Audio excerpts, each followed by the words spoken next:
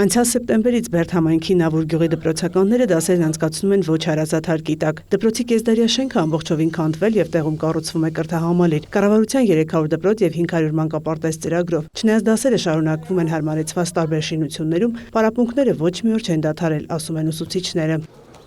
Այլևս անհնար էր այդ դպրոցում դասերը շարունակելը։ Դպրոցը ունի 12 դասարան, միջնակարգ է 110 աշակերտով,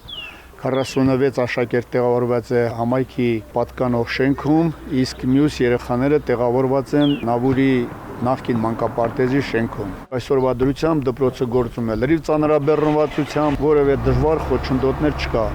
Թեև ժամանակավոր, բայց անհարմար պայմանները ուսուցիչներից լրացուցիչ ջանք ու հնարք են պահանջում, որ ուսումնական գործընթացը չտուժի։ Երեխաներն արդեն հարմարվել են պայմաններին,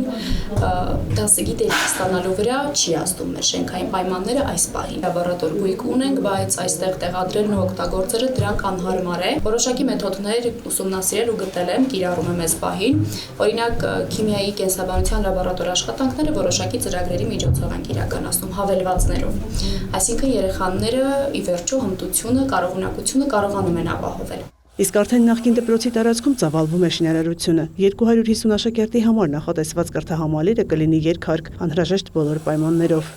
Աշխատանքները սկսել են 25 թվականին,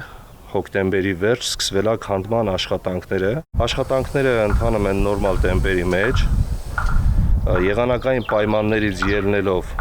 մի որոշ ժամանակ առաջ տեմպերից առաջ ենք, հիմա տեմպերի հետ նախատեսված գրաֆիկի մեջ ենք։ Նաև ասենք գյուղական համայնքը մենք շատ լուրջ աշխատատեղ է։ Այս պահին